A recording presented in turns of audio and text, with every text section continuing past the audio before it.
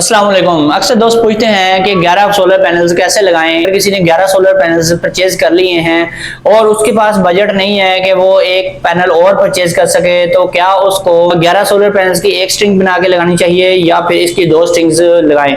अगर एक स्ट्रिंग लगाएंगे तो फिर क्या होगा, उसके एडवांटेजेस क्या हैं और डिसएडवांटेजेस क्या हैं? अगर इसकी दो स्ट्रिंग्स बनाते हैं, बिलफर्ज आप एक स्ट्रिंग बनाते हैं 5 पैनल की और दूसरी बड़ी स्ट्रिंग बनाते हैं 6 पैनल्स की, उन दोनों को पैरेलल कर देते हैं, तो फिर इससे फायदा क्या हो सकता है और नुकसान क्या हो सकता है? क्या ऐसे लगाने से आपका इन्वर्टर जल जाता है या नहीं जलता? उसमें क्या नुकसान है, क्या फायदा है, ये सब कुछ देखते हैं हम आज की इस वीडियो में। सबसे पहली जो बात है वो ये है कि आपको 11 पैनल की स्ट्रिंग कभी भी नहीं लगानी चाहिए। आपको जो 6 किलोवाट का इन्वर्टर है या फिर आपका 3 किलोवाट का इन्वर्टर है, इनकी जो मैक्सिमम वीओसी एमपीपीटी की रेंज होती है वो 500 वोल्टेज की होती है। लेकिन अक्सर देखा गया है कि अगर इसको 450 वोल्टेज प्रोवाइड करें या 400 वोल्ट भी इवन हम इनको प्रोवाइड करें, तो हमारा जो इन्वर्टर है इसमें कई तरह के बेभा फॉल्ट देखने को मिलते हैं। इन्वर्टर जल जाता है, इन्वर्टर हीट अप हो जाता है। इन्वर्टर अगर आपने ग्रिड फिटिंग पे लगाया हुआ है, सबसे ज्यादा फॉल्ट तब देखने में आते हैं जब आप ग्रिड फिटिंग करवा रहे होते हैं और आप लालच में पड़ जाते हैं कि आपको मैक्सिमम परफॉर्मेंस मिले, मैक्सिमम एफिशिएंसी मिले, उसमें आप बड़ी स्ट्रिंग लगा देते हैं 10 पैनल्स की।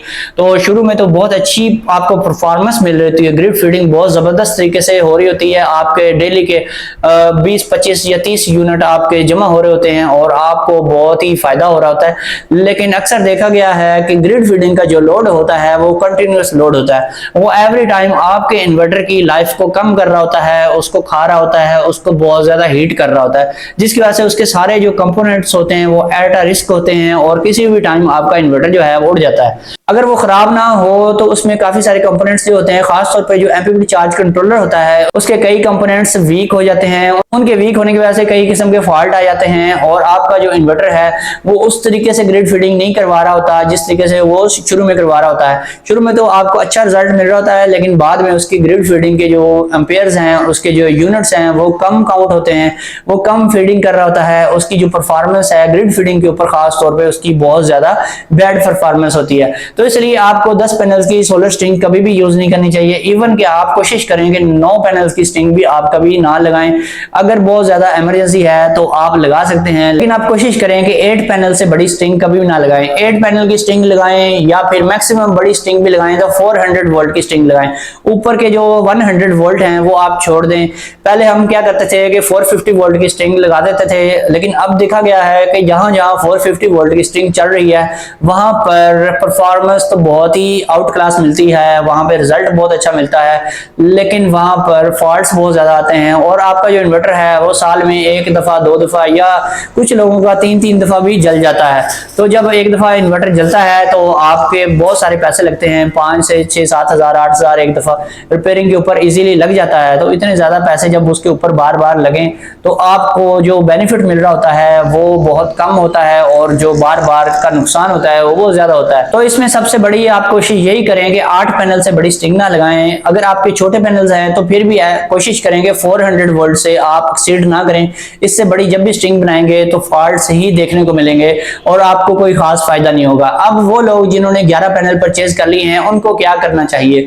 अगर वो एक बड़ी स्ट्रिंग लगाएंगे, एक ही 11 पैनल्स की स्ट्रिंग लगा देंगे, तो उनका जो इन्वर्टर है वो फौरी तौर पर सोलर प्रोडक्शन को रोक देगा। उसकी जो प्रोटेक्शन है वो अनेबल हो जाएगी और सोलर प्रोडक्शन को बंद कर देगी और आप नुकसान से बच जाएंगे। लेकिन अक्सर ऐसा होता है कि सोलर इन्वर्टर कभी चल पड़ता है, कभी रुक जाता है, क्योंकि कभी जो है उसके वोल्टेज ऊपर हो जाते हैं, कभी उसके 500 वोल्ट से नीचे आ जाते हैं। तो ऐसी सूरत हाल में वो कभी ऑन हो जाता है, कभी ऑफ हो जाता है। जब बार बार आपका एमपीपीटी चार्ज कंट्रोलर ऑन या ऑफ होता रहे तो फिर वो जल जाता है, उसके अंदर शॉर्ट सर्किट हो जाता है, तो बहुत ज्यादा नुकसान होता है। कई बार इतना ज्यादा नुकसान होता है कि जो पूरा उसका कार्ड होता है एमपीपीटी चार्ज कंट्रोलर वाला वो सारे का सारा रिप्लेस करना पड़ता है, तो वो आपको बहुत ज्यादा कॉस्ट पड़ जाती है। तो नुकसान से बचने के लिए आपको चाहिए कि हमेशा 8 पैनल से बड़ी स्ट्रिंग आप ना लगाएं, 400 वोल्ट से ज्यादा वोल्टेज कभी भी उसको प्रोवाइड ना करें।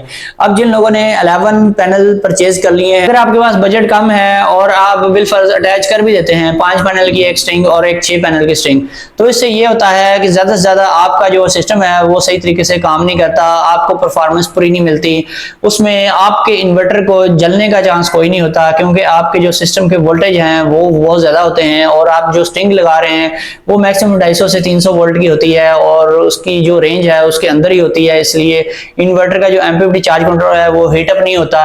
लेकिन इसमें जो रिजल्ट है वो आपको उतना ही मिलेगा जितना आप 8 पैनल की एक स्ट्रिंग बनाते हैं या 9 पैनल की स्ट्रिंग लगाते हैं, उसके इक्वल ही आपको रिजल्ट मिल सकता है। बल्कि अगर आप 9 पैनल की स्ट्रिंग बनाएंगे उसमें आपको ज्यादा अच्छा रिजल्ट मिलेगा। तो अगर आप 5 पैनल की और 6 पैनल की स्ट्रिंग दो बना के लगाते हैं तो आपका रिजल्ट जो है वो थोड़ा सा कम हो जाएगा। 9 पैनल की एक स्ट्रिंग बनाते हैं तो उसमें आपको अच्छा रिजल्ट मिलेगा। इसी तरह से अगर आप 8 पैनल्स की एक स्ट्रिंग बनाते हैं तो आपको काफी अच्छा रिजल्ट मिलता है। उसमें जो है पावर आपको उतनी ही मिलेगी जितनी आपने 11 पैनल्स के साथ आपको मिल रही है। जो 5 पैनल की और 6 पैनल की स्ट्रिंग आपने पैरेलल लगाई हुई है उसमें आपको जो पावर है वो उतनी ही मिलेगी जितनी 8 पैनल की एक स्ट्रिंग आपको प्रोवाइड कर रही होती है। इसलिए ज्यादा पैनल लगाकर इस तरीके से आप अगर चाहते हैं कि ज्यादा रिजल्ट अच्छा ले सकें तो आपको 12 पैनल कर लेनी चाहिए और 2 स्ट्रिंग्स 6-6 पैनल्स की बना लेनी चाहिए। तो फिर तो आपका रिजल्ट जो है वो अच्छा हो सकता है, आपको अच्छी परफॉर्मेंस मिल सकती है। लेकिन अगर आप 5-5 पैनल की 2 स्ट्रिंग्स बनाएंगे तो फिर भी आपको अच्छी परफॉर्मेंस नहीं मिलती, आपको उतनी ही परफॉर्मेंस मिलेगी जितनी आप 8 पैनल की एक स्ट्रिंग से लेते हैं। अगर आपने 5-5 पैनल की 2 स्ट्रिंग्स लगाई हैं या फिर एक स्ट्रिंग 5 पैनल की है दूसरी 6 की है, अगर आप 5 पैनल की एक स्ट्रिंग लगाते हैं और दूसरी 6 की लगाते हैं तो उसमें एक और भी होता है कि आपकी जो 6 पैनल की स्ट्रिंग है उसके ऊपर ही सारा लोड चल रहा होता है और जो 5 पैनल की स्ट्रिंग होती है वो ऐसे ही पड़ी रहती है, वो यूज ही नहीं होती। इवन के जब आप बहुत ज्यादा हैवी लोड डालते हैं तब जाके थोड़ा बहुत लोड उसके ऊपर आता है, लेकिन फिर भी जो ज्यादा लोड प्रोवाइड कर रही होती है वो आपकी बड़ी स्ट्रिंग जो 6 पैनल की होती है हाई वोल्टेज स्ट्रिंग, वही ज्यादा लोड उठा रही होती है। जो दूसरे आपके पैनल से जो आपके लो वोल्टेज वाली स्ट्रिंग होती है उसके ऊपर ज्यादा लोड नहीं आता और वो ज्यादा एक्टिवली पार्टिसिपेट नहीं कर रही होती।